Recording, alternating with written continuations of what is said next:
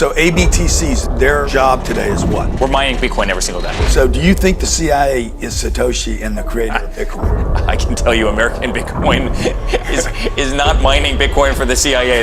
This much I can tell you. Yeah. Well, give me an argument against the quantum computers are going to figure out the code and hack it. Tell me why I don't need to worry about that. A couple.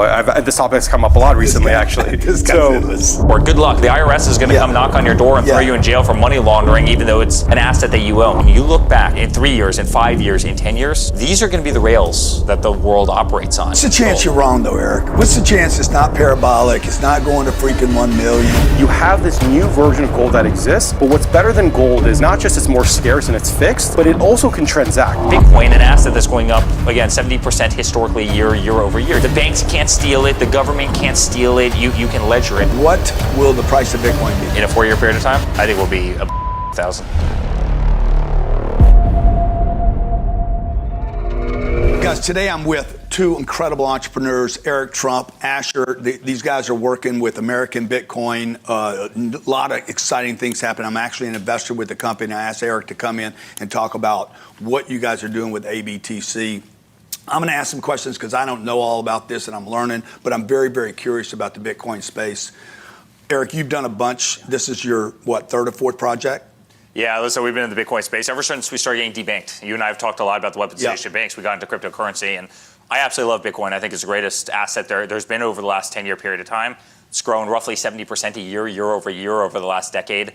It's unbelievable. I think it's the greatest hedge against hard assets. So you're a hard asset guy. I'm a hard asset guy, but I think it's the greatest. You know, you can't. Hard assets. So explain to the audience. Hard assets mean what to you? Hard assets, i.e., buildings like this. So we're seeing a commercial building right now. Congratulations, you can't move this building. You can't take this building and bring it to London. You can't. You know, this building could get hit by a tornado. It could get hit by a hurricane. Covered. You know, all of a sudden you could have bad politics in a state. And you could have a mass exodus, almost like what you saw in New York. And hard assets are tangible. Yeah. They're illiquid.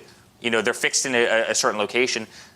Bitcoin, which we really consider digital gold, kind of fixes all of those problems, right? It's immediately liquid. It's 24 hours a day. You consider that a hard asset as well? I've come to the point where I consider Bitcoin to be a hard asset. It's a digital asset, but I almost view it as a hard asset. Hard because it's limited.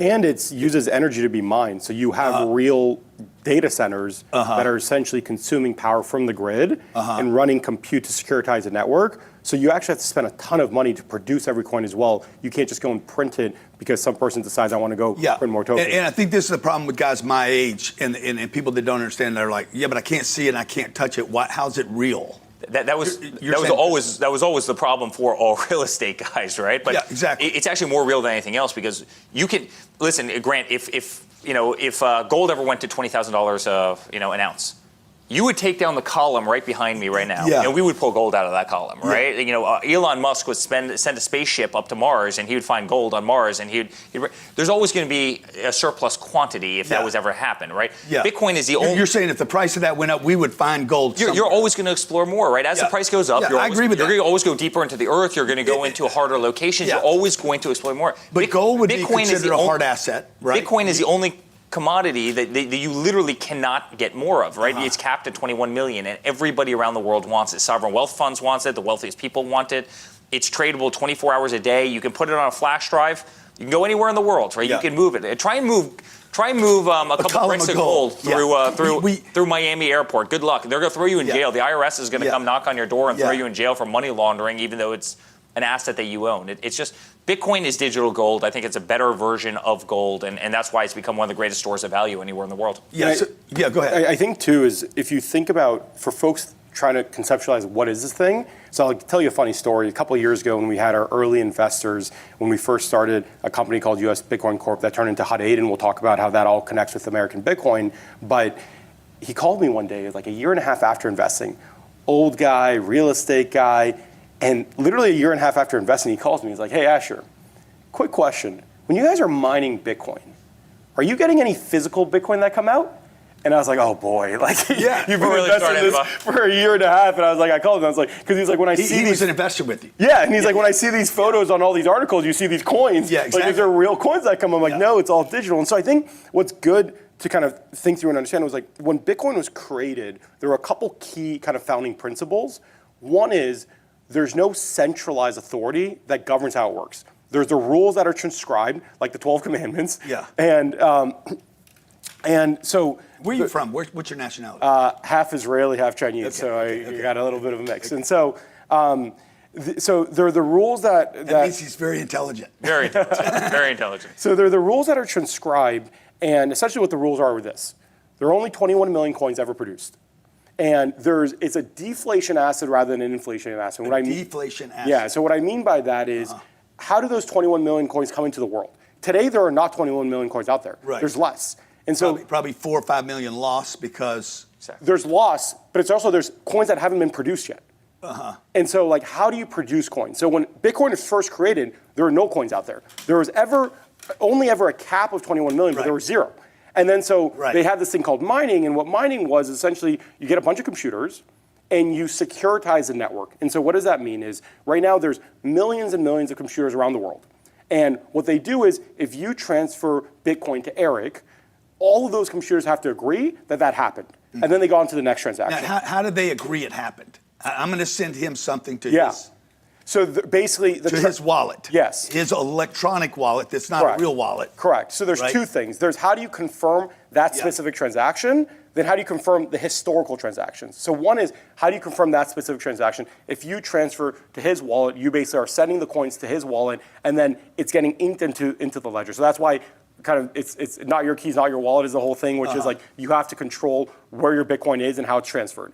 But the other key thing is who stops the network from going back and saying, you know what, 5 transactions ago, you actually didn't send a Bitcoin to Eric, you sent it to me. How do you prevent that from happening? And so that's what all these computers do. They say, we are verifying. These are individual, independent computers. Around the whole These world. People don't even know one another. Correct, around the whole world. This is an Ethernet kind of. That's right. That's right.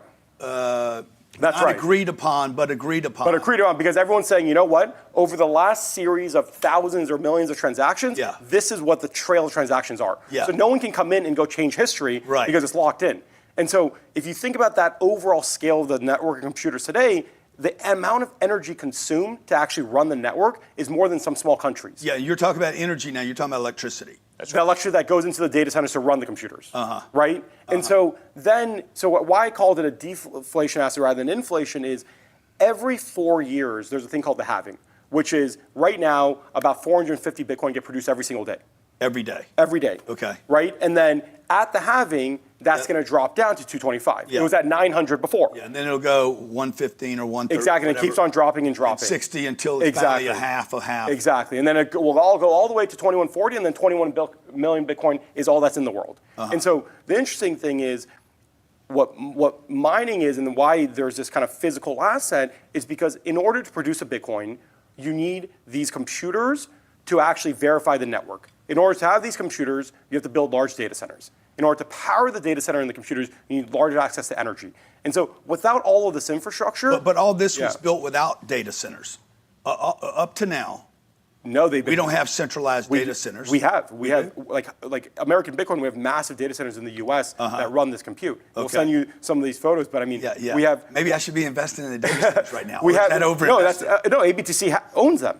Oh, okay. So ABTC mines Bitcoin as well. Okay. And ABTC, like one of our facilities, it's 5 football fields long. That's the building. Where's it located? Amarillo, Texas. Okay, I know Amarillo. And so because that's the cheapest energy. Yeah. All the computers are liquid cooled. I mean, these are the most efficient computers anywhere in the world. These are basically empty storage rooms. And so think about it. Those are the facilities that are located all around the world that are guarding, your asset, right? And that's the Bitcoin. So let's just say something tragically happened at one of the facilities. Guess what? The redundancy of the entire network would spread it out, where all the other networks would guard your asset, and that's why people love it. But again, it's capped at that 21 million, and so. But just help me out here. The first guys that started doing this Bitcoin thing, they didn't have data centers. They had computers. They had computers. They had a computer, which was a data center. Correct. So what happened was, if you think about, and they're sitting there doing what? They're putting code in. They have this code called SHA-256, which is the encryption algorithm.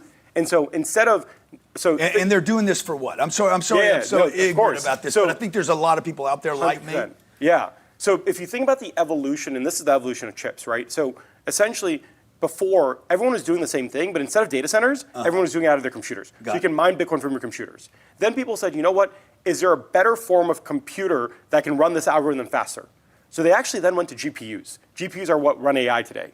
And so then, like one of our co-founders, Mike, he started mining way back. He went to every single Best Buy, bought all of the gaming GPUs he could, and that's how he started mining Bitcoin back in 2013, 14. And he's mining the Bitcoin because because those computers are running the encryption but he gets algorithm. what? He gets rewarded? He gets rewarded Bitcoin for driving that compute. So if the way you think about how mining makes money is every day there's only 450 Bitcoin released into the world. How that's released is based on who is contributing the compute into the network. So let's just say, make it easy, if 1 unit of computer equated to 1 unit of compute, then you say, all right, there's 450 computers, there's 450 Bitcoin, that means everyone gets 1 Bitcoin. If now you have 900 computers and 450 Bitcoin, everyone gets half a Bitcoin. And so the more efficient your computer is, the more Bitcoin that you get. And so that's why you went from kind of people doing CPU computers to it being organized. GPUs. Right. And then now they have these ASICs, which are these single-purpose computers that can do nothing but SHA-256 for Bitcoin. And so it's very specialized, but it can all they're doing 24/7 is what? SHA-256 verifying the Bitcoin network. That's it. Verifying. The computers are incapable of doing anything else. Okay. They can only do SHA-256. Okay, so how do you guys come up with American Bitcoin? ABTC is the stock. It's trading for $7, $6. What's it trading for today? Somewhere between $5, $6, yeah. Yeah. Okay. So I wanted to do a data center play, and we had a company called American Data Centers. Met Asher. We became best friends almost instantly. And Hut 8, which is our sister company, and it's something that Asher runs every day. They're incredible at the data center game. In fact, this guy's stock. I mean, I can't. He's gonna blush because he's too humble. But what's Hut 8 trading at? I think we're at 50 40. something, 40, 50 And you something. opened at what? Yeah. So when I took over, we were at like $6.77. Oh, so 10x. This is about 18 months ago. So Asher's got some of the best performance. I like 10x people. He's doing unbelievable. But he's like, we both had the love for Bitcoin, and it's like, why don't we take this infrastructure that we have for Hut 8, and why don't we go down the Bitcoin route? We can mine Bitcoin more efficiently than anybody in the world. We have some of the cheapest energy anywhere in the world, right, in West Texas. Every day we're mining Bitcoin. At Hut 8? No, at ABTC. At ABTC. So the way to think about this is this. So it was sitting there. ABTC sitting over. No, so the way to think about their origin story was this. Hut 8 has been around since 2017. Okay. Okay, and Hut 8 was actually one of the first public companies in the world to hold Bitcoin on the balance sheet. And so Hut 8 was a business that had Bitcoin on the balance sheet, it had this mining business, and it had this data center business. And obviously the data centers consume a lot of energy. Backtrack about a year and a half ago, we started getting all these investors that bought our public stock and said, hey, we think there's this massive AI wave. You guys need to build data centers for AI as well, not just for Bitcoin. And so we started having this conflict of, we have a group of shareholders that just want us to do data centers, AI energy. And then we have a group of shareholders that have been with us forever that just believe in Bitcoin, right? And said, okay, long term, these are two different types And of they're giving you input how? They're public shareholders in our public company. Right, and so they're giving input on like, hey, why don't you guys spend less money on Bitcoin, more money on data centers, et cetera. And so we said, naturally, like, owning Bitcoin is a much more volatile asset than owning infrastructure, data centers, power. And we said, all right, the cost of capital is different because when you have more volatility, your cost of capital is higher, but you can make more money. And then when you do real estate, your cost of capital is lower, and so you can kind of invest for longer returns, right? And so basically, when we started getting together, Eric was starting American Data Centers, and he was like, hey, what are you guys doing? I was like, look, we have this data center business we're building. Like, when we started talking about Bitcoin, we started talking about like infrastructure and real estate, and I think he shared with you. This is outside of Hut 8. This is outside of Hut 8. Got it. We started talking about these ideas, and I was like, I think there's a world where we want to spin out the computers and create a company that's solely Bitcoin. Hut 8 just becomes the infrastructure company, and American Bitcoin can be this pure play Bitcoin company that mines Bitcoin. Because they're sister companies, the economics are vertically integrated. And so then the basic idea. So there's a contract, there's an agreement between ABTC and Hut 8. Yeah, and think about it on the real estate side, you have the management business and the real estate business. It's like that same idea. I get it. Yeah, exactly. And so that will form ABTC. Yeah, so ABTC's, their job today is what? What are they doing every day? We're mining Bitcoin every single day.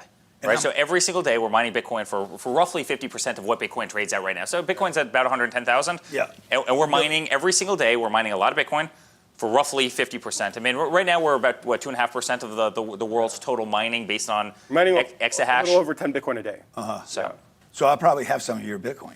You definitely have some of our Bitcoin. As an investor, you definitely have some of our But I'm paying double. But it allows us to do two things, Grant. But we also don't sell the Bitcoin. So the Bitcoin we mine, we hold it all. And you just grow and so grow. I don't you own it as a shareholder. You're not buying it in the but market. I don't have any of your Bitcoin. Correct. You don't sell. Because we're holding it. So how much? Can you tell me what you have now? The beautiful part about this model is, on one sense, we're mining Bitcoin every single day, 365 days a year. We're mining Bitcoin, and we're doing so at, again, roughly 50 cent dollars, right? At the same time, we're going out there and we're acquiring Bitcoin, right? And so we believe in the asset. This is, again, the asset that's grown 70% a year over year. I don't need to convince you of Bitcoin. You're clearly a believer.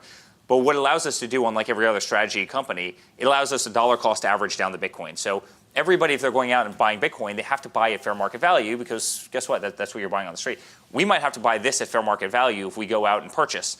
But then every single day, the Bitcoin that we're mining for 50 cent dollars is actually pulling down, and dollar cost averaging down our Bitcoin holdings. And that's how we can accrete value to shareholders. So what do you own? How much is on the balance sheet? Are we allowed to publicly report that? Not Given that the we're most recent figure, but a couple thousand.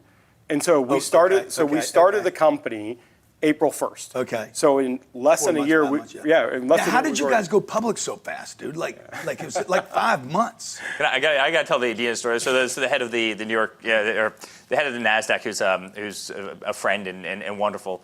She goes, this is the fastest go public. It was 5 months. From inception of company to listing. From inception of company to listing was what, 5 months and 6 months, yeah. It was 5 months and 2 days, if I remember exactly. But they go, we've never seen anything like this, right? And so speed is power, man. We went from zero to a $5+ billion company, literally, in a 5 month period of time. And we've got such a cool story. I mean, what we're doing on the mining side is incredible. When you see these facilities, and you would love this as a real estate guy, right?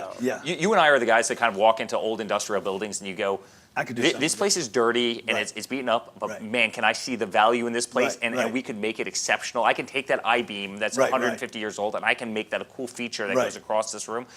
You walk into these mining facilities and you see the racks. I mean, think 500 yards of the most powerful supercomputers in the world that are all underwater. I mean, all the chips are underwater, right? They're all liquid. Liquid. I got to come see this, guys. Got to come see this. The energy consumption in these facilities is unbelievable, and all that facility does every single day is mine a serious amount of Bitcoin. I think it's actually the largest facility. One of our facilities is the largest facility anywhere in the world under one roof that mines Bitcoin. But it's space. So you own that real estate?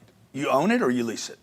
So that's a sister company. So American Bitcoin owns all the servers in there. Got it. Hut 8 invests in all the real estate and infrastructure. I got it. And so the idea is, because American Bitcoin, if you buy a server, you want to try to get payback in like 2 years. You don't get 2 year paybacks in real estate, right? Like that's not the business model, because you can depreciate it for much longer term. Right. And so the idea is Hut 8 drives cost of capital lower. It invests in all of this. It leases it to a much cheaper rate to ABTC than it's getting in investing in the chips directly. And so ABTC's business is very simple. Invest in servers that produce Bitcoin at a discount to the market, and then when you have cheap cost of capital, buy Bitcoin. And so we're accumulating Bitcoin. And the cheap cost of capital would come from where? So ATMs? So yeah, because I guess you convertible notes, ATMs, because of the public markets, we can sell the volatility of our stock, and people will give us value for that. We can drive the cost of that capital down, and then we can go buy Bitcoin in the market. All while keeping the lowest SG&A you can possibly have, because you have two sister companies and there's a lot of redundancy between SG&A, your management fees, your overhead costs. Exactly. If you look at us versus any other miner on the street, I think you're going to see a massive difference. We want to be buying the asset that we believe is going to appreciate. We don't want to be spending that on management fees and SG&A. That was the key, because so there's other mining companies in the world, there's other treasury companies in the world. And so when we formed American Bitcoin, we really kind of took an approach of like, what does the market actually need and want?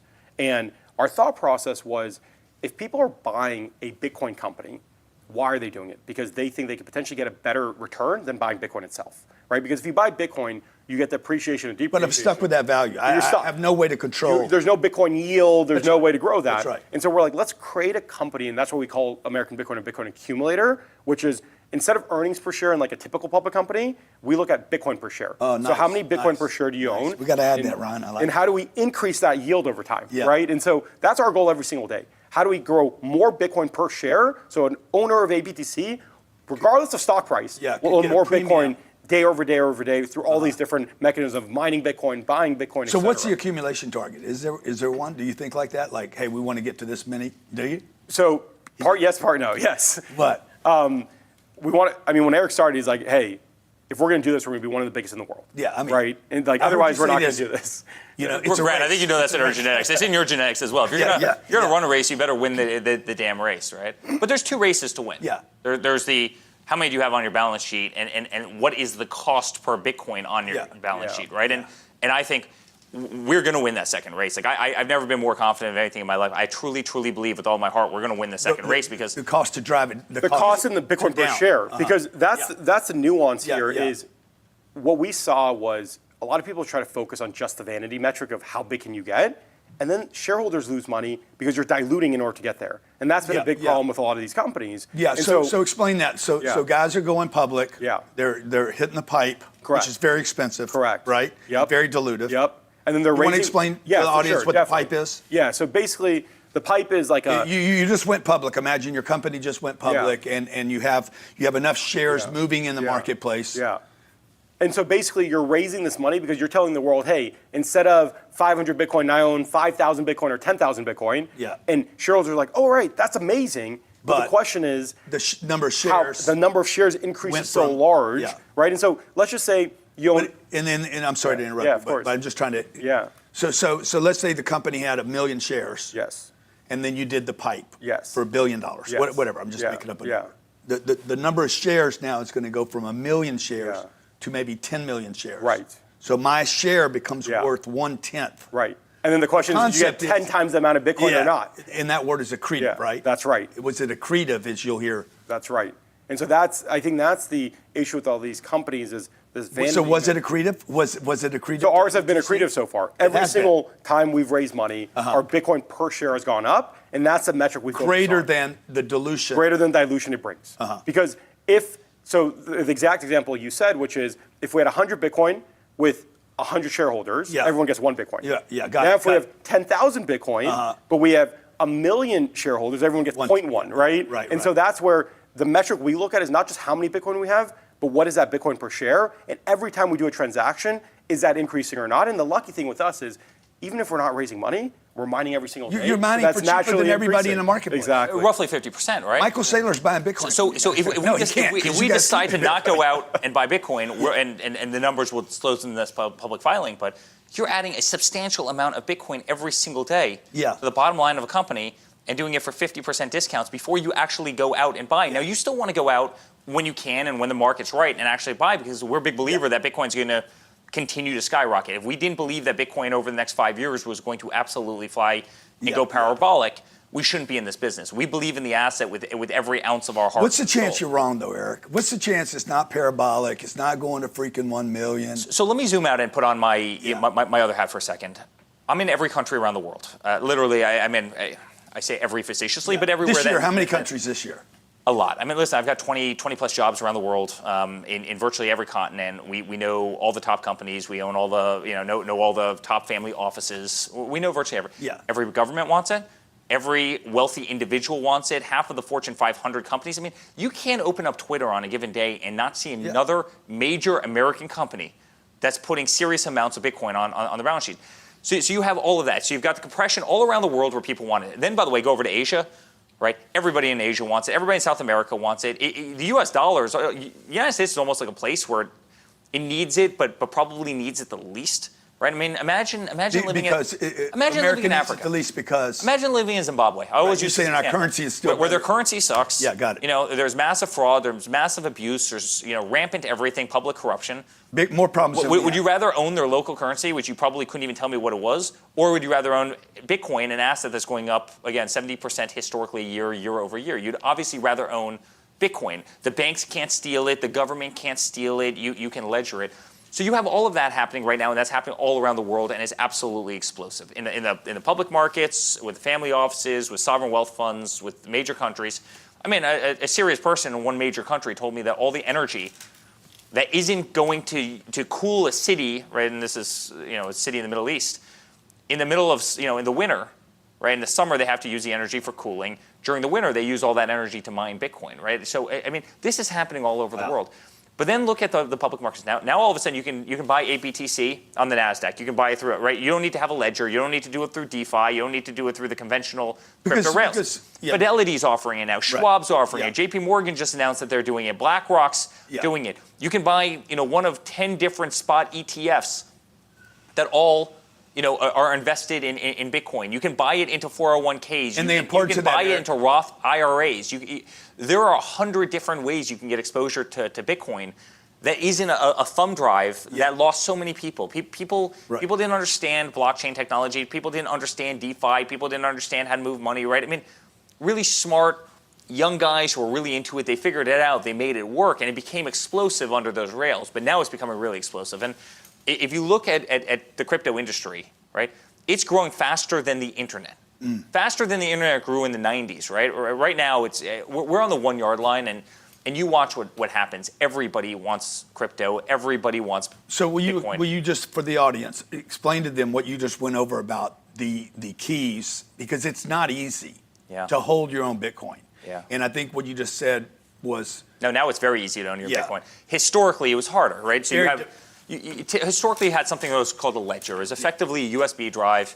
You had certain codes. It has seed phrase, and it was a wallet. It was your wallet, and you could buy and sell cryptocurrency on that using DeFi. DeFi is decentralized finance, right? And CeFi is centralized finance.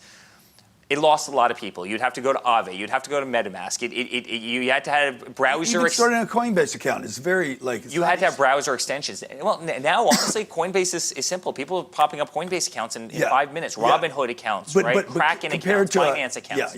And so that's become great. But for all the people who simply have a 401k, for all the people who own one share of stock at Schwab or at Fidelity or at JP Morgan or anywhere else, congratulations, you can go buy ABTC on the Nasdaq right now that's traded every single day, and that can be your exposure. Go get 100 shares right now. I can say that, right, as an investor? Go get 100 shares right now.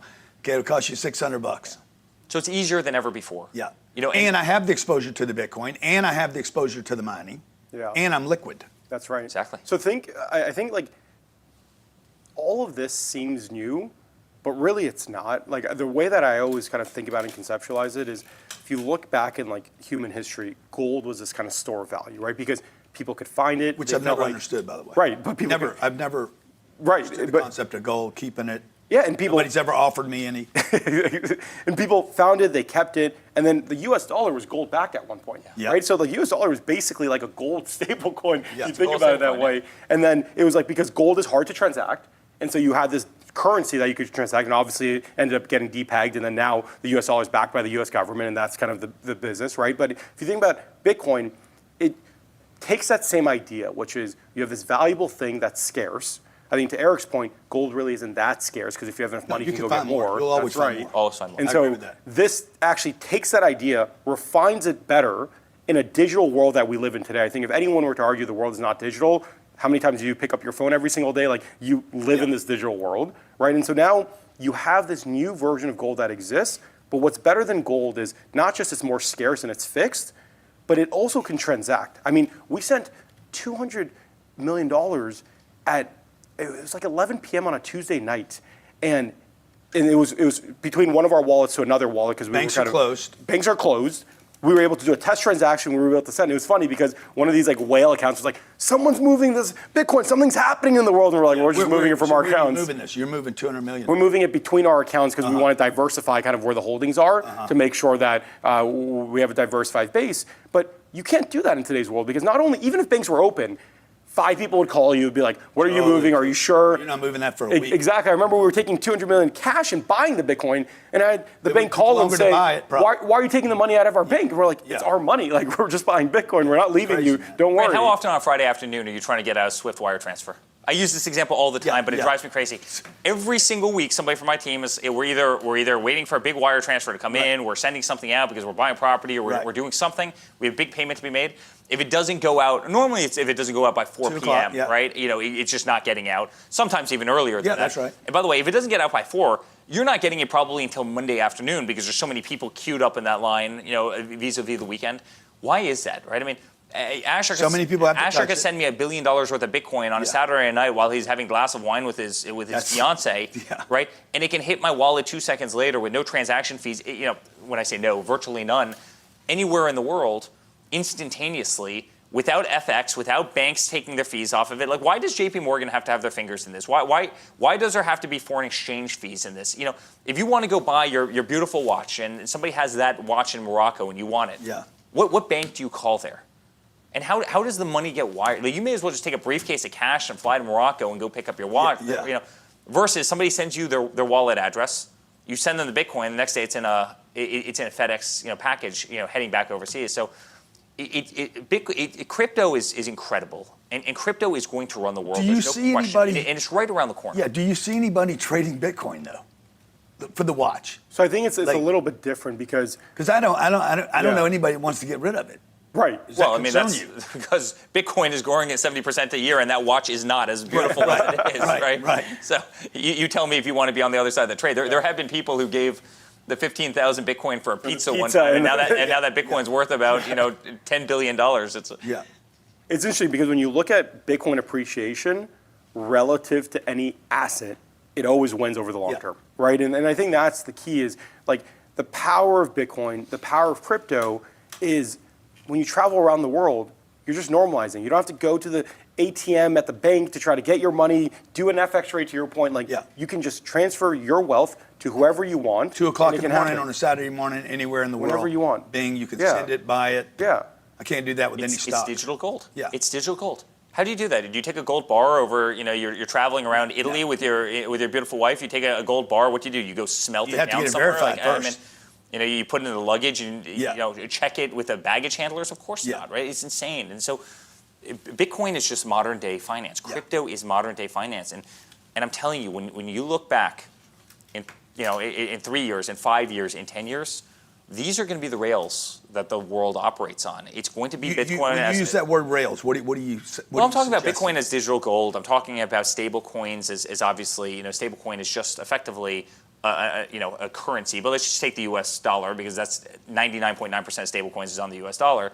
So it's just a digitalized version of the U.S. dollar. And so why would you transact with paper money when you can transact vis-a-vis a wallet instantaneously vis-a-vis your phone using the same currency all around the world? All I'm saying is all these crypto rails are happening right now. They're forming on Amazon. They're forming on with all the airlines, right? I mean, all the hotel companies. I mean, we're going to start accepting Bitcoin. We're going to start accepting all cryptocurrencies if you want to stay at one of the Trump properties. It's just modern day finance. It's how things are going to interact. You're no longer going to be relegated to have to get your wire transfer out using your example, using a SWIFT system at 4 o'clock, on a Friday. If you want to send it out at 7 p.m. on a Friday, it will get there instantaneously and it'll hit that wallet. And those people will start being able to take that money and transact with it instantaneously. And I think so anyone who denies that is basically like folks in 1985 saying you're never going to buy stuff on the internet. Like it is happening. You're either going to get on the train or not. And the only place I buy anything now. Exactly. Like to think about that you would buy everything over there, you'd order food on your phone and it'd get delivered. That was unfathomable 30 years ago. Yeah. Today, if you think about the logic of why shouldn't you be able to control your own money, transact your own money, that is going to naturally happen. Sure. And then Bitcoin ultimately is, because that's a difference, I think, too, for people who are looking at crypto. There's so much out there. Some things are more speculative. Some things have tangible value behind them, like mining, where you're putting energy and you're putting cost into actually producing it. You can't just print it. And then there's some that are just stable coins that directly correlate with the value of an underlying asset like the US dollar, right? And so I think it's important people don't think about crypto just as a blanket of like, this is everything. There are different use cases for each piece of it. Just like in finance, there's bonds, there's equities. You want the Ethereums and the Ripples, you want those to work. Look, I think it's an overall ecosystem, right? And if you think about kind of modern day centralized finance, you have bonds, you have equity, right. You have these need more different than one winner. You need different products for different types of risk appetites. Yeah. And I think Bitcoin is just a store of value. It's like gold. And then you have other instruments that offer different types of services. And Bitcoin's leading the way, right? Yeah. Bitcoin is number one by a fraction of a lot. Mm-hmm. It is leading the crypto industry. It is number one. People love it. People revere it. It's where people want to be. It's become the least volatile of everyone by far. It's the most known. It's probably the most accessible vis-a-vis all the other channels. Forget about the DeFi for a second. Vis-a-vis the ETFs and obviously companies, treasury companies, et cetera, who do effectively what we're doing. And you probably have the most behind it. I mean, the mining and energy power behind Bitcoin around the world. Asher said before, the energy used to mine Bitcoin is more than many small countries. They're probably not small countries. They're probably actually very large countries if you truly take what it takes to power the Bitcoin ecosystem. And then I hear from people who don't know really anything about the subject all the time, well, couldn't it be hacked? And I go, if you knew what was securing that system, when you see our data center at 600 yards long with the unfathomable amounts of energy that we use to mine Bitcoin every single day, and you realize that that's a couple % of the world's total mining, and this is the most spectacular facility you've ever seen, and you know that there are, that is distributed around the world and is being done everywhere, you're not hacking that system. You're not breaking that system. Not easy to duplicate. Before you do, the Pentagon's gone, Amazon's gone, Google's gone, Microsoft's gone. Yeah. So when Amazon had their outage this week, how did that affect you guys? We're not running on their servers. We're running on our own. So we're pulling from the energy grid. And then what do you say to the greeners that are like, you're burning too much electricity and this is going to be prohibitive to? So I think there's a couple of things, because that was a big topic back in 2021. And the beauty about Bitcoin mining as well is, unlike if you're building a manufacturing facility, you have to run that power all the time. If you're building an AI data center, you have to run that power all the time, right? Cloud data centers, et cetera. For Bitcoin mining, whether our data center is on or off, we're contributing that compute in the network. So we're off. There's still the rest of the computers around the world that are securing that network. And so what's beautiful about securing the network, because they're securitizing every single transaction and verifying it, right? And so why we are in Amarillo, Texas is this. A bunch of tax dollars were given to subsidize wind farms and solar farms. Those were built in the middle of nowhere, where there's not enough consumption. And so we actually built our facility right next to a wind farm, because that wind farm was losing money because no one was consuming the power. And we said, you know what? We'll consume your power for cheap. And so when power prices go up, we actually shut down our data center, and because if power prices it's going to go up during the day. No, I guess it's going to go up. So right now we have the most efficient seasonally, during the hot summer months, or specific peaks and so forth. But we actually help stabilize the grid, because when the grid really needs the power, we can shut off because the power is too expensive and we don't want to mine Bitcoin at more than it costs. Got it. And so I think that's something that people who are thinking about energy and ESG, the US and the world needs more power generation, not less. And so the question is not how do you solve the consumption issue, is how do you solve building more generation? And if we have folks like us that come and will consume power that no one else wants, but when people need the power and power prices go up, we shut down, you're allowing these sites to be built more economically. And so the idea originally was all right, if tax subsidies are funding all of these assets, we can come and actually make them profitable rather than them just losing money and taking taxpayer dollars, and then we can help underwrite new sites being developed. And so that's where I think, if you think that energy is finite, you've already lost and you're dead. You have to think about what can you do to contribute to the growth of energy generation within the US.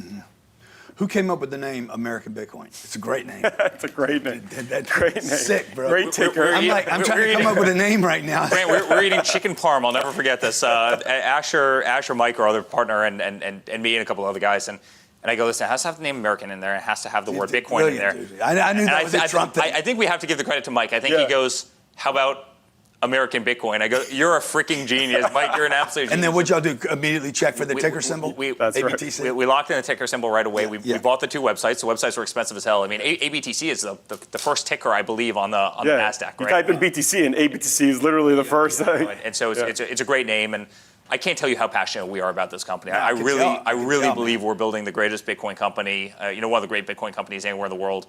I think the ability to dollar cost average down your BTC holdings each and every single day. If you want to go sit on the beach, not that anybody ever sits on the beach, at least not in my family, but if you want to go sit on a beach all day, you're still accreting Bitcoin right to the bottom line of this company, and it is so cool. And this guy's the greatest. And he's a smart dude, right? He's been in the world longer than anybody. He knows more about energy consumption. How old are you?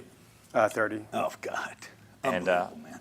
So Tucker Carlson this week said that the CIA is Satoshi. And he is, did you hear this? Yeah, I heard it. I interviewed Tucker once and I walked away and I'm like, I think Tucker's crazy. I told my wife, I said, I think this guy's lost it. Yeah. So do you think the CIA is Satoshi and the creator of Bitcoin? I can tell you American Bitcoin is not mining Bitcoin for the CIA. This much I can tell you. Yeah. And look, the reality too is it doesn't matter who created Bitcoin. What matters is... Well, it kind of would if the CIA... Yes, I don't think it's the CIA. Let's start there. Okay. But because right now the network is so decentralized, you have these servers around the whole world. And so for someone to actually make a change in the network, they have to own more than 50% of the network. And I think to Eric's point... How many miners around the world? Millions. Millions. Individuals, machines, et cetera. And how many data centers like yours? There's 600 yards or 600? Thousands. Different sizes, right? Yeah. Smaller, I got to come bigger. see that. I want to come see that. Yeah. I want to come see the computers. For sure. You've got to. And we'll send you some photos as well. Yeah. I mean, you've got to see it. And I think that's the thing is, even if you had the money, you have to have the energy to support it. And to Eric's point, literally countries worth of energy. So even if someone had the money and said, I'm going to go try to break this, et cetera, you need to have all the energy, all the infrastructure. And by the time you're starting to build it, people will notice and they'll go build it themselves as well. Give me an argument against the quantum physics. The quantum is going to figure out, quantum computers are going to figure out the code and hack it. Yeah. Tell me why I don't need to worry about that. A couple. This topic has come up a lot recently, actually. This guy's endless. So number one, as Eric mentioned, people are going to hack a lot of other things before they hack Bitcoin. And if Bitcoin can get hacked, then that means everyone's bank accounts, the governments, et cetera, will be hacked. And the world is in a much worse situation in that world. That's the first. Second is the whole value of Bitcoin is that you have the securitized network and the store of value. So if you're hacking it to get the Bitcoin, you're just destroying the value of Bitcoin if you're hacking it. Right. So you actually don't have an incentive to because you destroy the underlying. Just being nefarious, just a terrible person. Yes, and then the third one is So the network is based on we went from home computers to GPUs to now ASICs. This is another leap of compute. And so if you're just getting the chips to be more efficient, the evolution of the market will change and we'll say, you know what, let's use this type of securitized system in order to do the network. And everyone is aligned on, we want to have the Bitcoin network secured. And so I think there will be an evolution in the compute. And as long as you have enough people, the difference is this, is if there's one nefarious person in the world that owns a quantum computer and no one else owns it, that's a world where they're wreaking havoc in the whole world. I think one is the people developing quantum don't have the resources unless they're trusted institutions. Obviously Google is announcing a bunch of stuff with quantum and things of that nature. And so those are the different. What are your concerns then? If you had any concerns, what would they be? If you had any. Look, I'm a big believer. If you think about AI, there are all the great things and all the bad things, right? If you think about the internet and technology, the same thing goes to say about is technology good or bad for people. I think when you think about quantum, it's the same thing. With cheaper compute, which is essentially what quantum is you can run everything infinitely faster. And so with cheaper compute, what does that unlock for healthcare systems? What does that unlock for the world? Yes, there's this nefarious side of things, and I think that exists in weapons, that exists in the internet, but I'm a big believer of the cheaper compute gets, the more it can go to advancing humanity and advancing the world. And so I think there's bad with everything, but as long as we have a society that governs around those nefarious actors, we've done that historically for all other technologies, and I don't think we're going to change in how we approach this technology. I noticed that Saylor went over to Mar-a-Lago, okay? Then I see you guys jumping into the game. And so are you guys concerned that there's too many treasury companies jumping in, trying to do what Saylor did and what you're doing, that maybe don't have a real product, real service, or a real asset? So Michael's been a friend of mine for 25 years. I literally knew Michael back in my early 20s in New York. We've been good friends. Not only have we stayed in touch the entire time, he actually, I had dinner with him at Mar-a-Lago, and he goes, Eric, you got to do this. Right now, you got a mortgage. We have no debt on Mar-a-Lago. He goes, you need to take a mortgage on Mar-a-Lago right now. Pull out a couple $1 billion and just go buy You mean the Mar-a-Lago that's only worth $18 million? Yeah, the Mar-a-Lago that the Attorney General in New York says is only worth $18 million, yes. And he goes, and you've got to take that and you've got to go buy Bitcoin. And I said, Michael, listen, I love you to death. If I mortgage my father's house and go buy Bitcoin, this isn't I know you're right because I believe in Bitcoin fundamentally as an asset. It's growing faster than anybody. But it's just I joked to him. I go, I never had somebody try and convince me to get into a business that would ultimately be competitive against them. Michael Saylor really believes he believes in the theory that kind of a high tide rises all boats, and he really does. And he told me, he goes, Eric, you got to do this. You got to do this with Trump.org, and I think you'd be massively successful in doing it. And I go, let me think about it. And then sure enough, and I had been personally buying Bitcoin for a long time at that point. And I met Asher, and we called Michael one day. We go, we're going to jump into this game. We're going to take a little bit of a different approach than you. Again, you're going out and using financial markets to just buy Bitcoin, hold it in your balance sheet, and let it appreciate and continue to stack and stack. We're going to appreciate. We're going to do this. We're going to do what you're doing on this side. But we're also going to go mine at substantial discounts, and we're going to add the two together. And it's been one of the most fun things. Did he like it when you pitched it? Honestly, Michael has been the greatest supporter of us, and I've been we've both been the greatest supporter of Michael. Michael is a brilliant guy. What he's been able to create is amazing. How they haven't let him on the S&P 500, I think, is an absolute disgrace. I think he'll get past next. And by the way, I think he probably will in the next month or two or three. And I think he'll truly go down as having one of the most valuable companies anywhere in the world. What he's built is amazing, and he's been a great champion for the crypto industry. And by the way, he's right. Mm-hmm. He's right. He saw this before anybody, and he's done a hell of a job, and he's an amazing person. I went to him and I showed him what I wanted to do, right? And he's like, okay, what's the proportions? I said 85% real estate, below replacement cost, and then we'll just stack the Bitcoin on top to get back to replacement cost. So like a 85-15. He's like, you want my opinion? I said, yeah, that's why I came here. He's like, you're a pussy. There's not enough Bitcoin. But what Michael would actually do is he would tell you to just sell all your real estate and just buy Bitcoin. And he's like, yeah, just get rid of the real estate. I said, well, then I'm not a real estate guy. Yeah. So now we're at 1/3 real estate, 1/3 Bitcoin, 1/3 Fannie Mae debt. Yeah. So I think we're much more aggressive now. That's amazing. You like that model? I love like that. What I'm doing? I love that model. I think it's brilliant. I think it's the greatest. I just wish I could mine it too. We effectively do the same at Trump. We just do it in a little bit of a different vehicle, right? We obviously are a private company, so we don't have external investors. We're not doing it in a public entity, but we treasury a lot of Bitcoin, and we truly, truly, truly believe in it. And so I have commercial assets. We've got all the hotels. We've got all the golf courses around the world, right? And, all that's privately held. And we own that privately. And by the way, we have very little debt, right? But it's still, you still have a cost. Everybody has a cost of capital. Right. How can you maximize your cost of capital? And then we have, a really, really, really nice crypto holding, right, across the company. And I've heard different things about what that is. But think for a second. Value is extracted in so many different ways. You could have a building like this, and say this building cash flows. Let's just use a silly example, but $10 million a year. Yeah. But the actual value of this building could be going up by 3-4x that, but not in a liquid capacity, not in the capacity you see, but in the inherent value of the equity. Yet you have an asset like Bitcoin where you can see that massive appreciation and have liquidity instantaneously, right? And so it's the best of both worlds. I really believe in the model. I'm a real estate guy. I'm a construction guy. I believe in it. I'm certainly a crypto guy now. I probably spend more time right now in crypto than I even do in real estate, but you see the appreciation of these two assets in very different ways. Real estate, hard, illiquid, tangible, cash flow, but your cash flow doesn't represent the full value. Your actual asset, that's just a little tail of the value of that actual asset. But then on the other side, you have the liquidity, you have the movability, you have the protection. You can't have a bad management team. You can't have a fire take it out. You can't have a tornado take it out. You can't have a corrupt government try and seize it, as Letitia James tried to do with us. Yeah, you can't have a leaky roof. I hope she goes to jail. And so you can have two assets that work really in tandem that I think are hugely accretive toward one another. Okay, before you guys get out of here, I got to ask you this question, okay? What is target? Next election's what, 28? 28. Well, whether your dad runs again or not. Would you like to see him run again? Your wife would. Where's there you are. Would you like to be Donald Trump to be president for the third term? Yes. What do you think? What date will that be? November 6th, I guess? It'll be November 20th of 2029. What will the price of Bitcoin be that day? Oh, God. In a 4-year period of time? Come up with your own number. Oh, God. I think we'll be above 500,000. Oh, yeah? Yeah, I do. What do you think? I agree.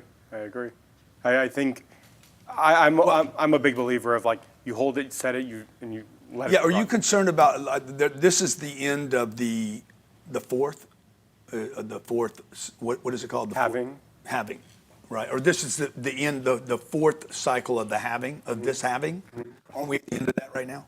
In a little bit, not yet. We're halfway. Because I'm hearing some guys say, hey, the next 45 days till the end of the year is going to be explosive. Well, you have a lot of things that could drive that. First of all, fourth quarter with Bitcoin has always been, phenomenally, great. Second of all, you've got obviously, the quantitative easing. You've got the monetary policy. You'll probably have another 2 to 3 rate cuts before the end of the year. Jerome Powell goes away. That's always incredibly kind of accretive. Third of all, the floodgates are opening up on crypto every single day, right? Every single day, another Let me just give you a quick example. I use this all the time, but I think it's Fidelity. Every 401k, your 401k is probably at Fidelity, or your company's 401k program is probably at Fidelity. I click into our 401k program the other day. Would you like to create a digital asset wallet? Yes. All of a sudden, digital asset wallet right here. I can buy Bitcoin. It literally took me one click of a mouse. Logged into logged into my 401k. The point is, every single day the dam is breaking, right? People are getting more and more access, and people understand it more and more, the education around it. And by the way, there's more serious people in this game. You're a serious guy. You're in this game. I can't tell you how many real estate people I know who are trying to pair BTC with their hard assets. And these are the smartest guys on the street, the biggest families, the biggest companies. You have a level of maturity that you have in this industry, and now you have the ability to actually access that industry without brain damage, without ledgers and other things. And so I think you're going to see parabolic growth over the next couple of years. And I don't care if it's 5 years. I don't care if it's 10 years. I believe with every ounce of my heart that this is truly one of the great assets of our time. And I'm all in. This guy's certainly all in. And you don't care because you're all in. Yeah, I'm definitely in. So we'll have a billion. What else are you gonna do? Are you gonna go buy T-bills? Exactly. I mean, talk to me about what my options are. Just give me what else could I invest in today? Inflation over the last 4-year period would have absolutely killed your return on T-bills. You'd be underwater, right? You would have been in a deflationary environment. So would you go buy equities? It's okay. Maybe. You got to be in the right 7 or 8, 9, 10 maybe of them that. Yeah, and then maybe you're making a couple percent, but I don't think you're. Again, you just look back over the last 10-year period of time. If BTC has gone up 70% a year over year over the last 10 years on average, right? Nothing's beaten the performance of that asset. It's been incredible, and again, I see the demand around the world. I see the people who want it. I see the biggest families who are hoarding it. I see what companies are doing, putting it on the balance sheet. By the way, let's not forget one last thing. You've got every private wealth manager who used to hate it. I have a good friend who's like, crypto, that's funny money, right? He was one of the top guys at one of the biggest banks. He runs a private wealth office in Greenwich, Connecticut. A year and a half ago, he was saying crypto is funny money. And now he's saying that he's recommending that all of his people put 5% into cryptocurrencies, right? And this is a guy who was not a believer 18 months ago, and he's putting all his clients into it. And so I think you're going to see a lot of just 401ks and other things that take on real percentages of cryptocurrency as part of their portfolios. And that's sticky money. This isn't money that's traded. This is money that's just put in an account and left alone, to obviously accrete value long term. You're going to get the biggest banks in the world. We just had people reach out, the largest banks in the world, saying, "Hey, we'll lend against your Bitcoin," right? Similar to you can lend against your cash in your account, your equities, et cetera. And so these are the largest bulge bracket banks in the world that years ago said this thing's a scam, no one's going to touch it. Legacy banks. Literally, a couple days ago, we had to reach out and say, "Would you guys like to lend against your Bitcoin?" What do those terms look like? Couple percentage, high single-digit percentage points right now. Yeah. But that will come down because lending against Bitcoin. What leverage against the Bitcoin? You could get at least 50, around call it 40 to 70%, depending on kind of what your margin calls are and what your actual rates. But those rates used to be somewhere between 11 to 13%. Right. Now they're closer to 6 to 8%, and that will continue to come down. Yeah. But Grant, one more thing. I mean, think if you have $1 million worth of Bitcoin in your account. You and your wife want to go buy a house. You drive by a house one day. You find I got to have that house. Yeah, an $800,000 house, right? You go borrow against your Bitcoin, and that so you have an asset that's increasing. Let's say that it's just historically at the 70% that we were talking about a second ago. It's increasing over here. You get that money, but you don't get it after waiting 120 days after going through a know your customer with your bank, right? And pushing paper forms, and everybody's getting fees, and you have title companies. That money hits your account instantaneously. You borrow against the money. Oh, I would borrow against. Yeah, and so guess what? If you want to borrow at 80% LTVs, and guess what? I mean, if it goes down 20%, using blockchain technology, it can, in the middle of the night, it can sell off 10% more, and it can keep you in the money, right? It can keep that ratio. Right. Like a HELOC could never do that. A real estate HELOC could never do that because it's set. It's set, and also real estate is illiquid, so it's not able to actually sell it down. But think about you have $1 million there and you want to borrow $800,000 and you go into your Coinbase and you borrow against the asset that you have that you believe is going to continue to appreciate. 5 minutes later, less than 5 minutes later, that money is in your wallet, and congratulations, you walk into that house and you close on that house on the spot. Yeah, my LOI says I'll close in 5 minutes. Do you think JP Morgan is going to be thrilled? Yeah. Of course not. They want all their fees. Yeah. The reason they have the tallest skyscrapers in the world in every major city in the world is because they're getting loan origination fees, and then they're getting kickbacks from the surveyors, and then they're getting kickback from the inspectors, and then they go through this process, and then there's an application, and they're not thrilled about this. Yeah. Not thrilled about this at all. And by the way, why shouldn't you be able to borrow off your own assets? Half the time they turn you down. Yeah. They say that you'll have X number of dollars in their bank, and they say you're not an accredited investor, or that you don't have enough collateral in order to buy the house. Like, well, whose decision is that? Why is it theirs? Why isn't it yours? And blockchain is going to be able to do that using Bitcoin and other cryptocurrencies. In fact, it already can. Can you say, last thing here, I can buy ABTC this morning for $6 or so. What's it at? What's it trading at? How often do you look at it? I haven't looked today. It's $5.5, $6. Okay. Yeah. I can buy Bitcoin for 110,000. Yeah. Okay. So what's the better return? Which one do I get a better return? Thing that $6 stock or the thing that I would Bitcoin? tell people to look at is this. The way to look at American Bitcoin is how many Bitcoin per share, and we're going to start releasing that number pretty frequently, because ultimately, when you buy a public company, it's like, what is your P multiple, right? And so, what is your Bitcoin per share? Yeah, what is the multiple you're willing to give on the Bitcoin per share? Because the dollar stock price will ebb and flow day to day, right? And that's out of our control. What is in our control is that when you own a share of American Bitcoin, we will focus on growing and increasing Bitcoin per share, because if you just buy a Bitcoin, you're stuck at that amount forever.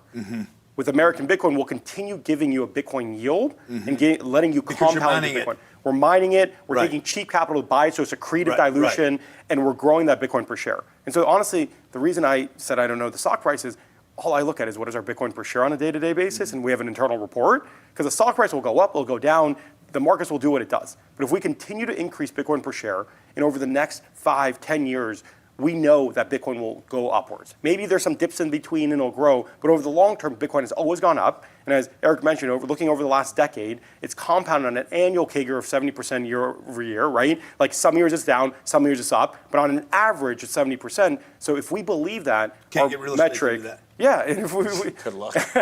Can't. and so that's where I think people should look at what the Bitcoin per share is, feel like, hey, is this a multiple I'm willing to pay on ABTC? If so, then you buy it and you hold it, and you don't worry about day-to-day price momentum. It'll go up, it'll go down, but over the long term, you'll own more and more Bitcoin. If you buy Bitcoin, you'll have the appreciation, depreciation of Bitcoin, but that's it. Yeah. You're not going to compound on that Bitcoin you own. Awesome. Thank you. Okay. Eric, thank you. American Bitcoin, guys. Check it out. Thanks, guys.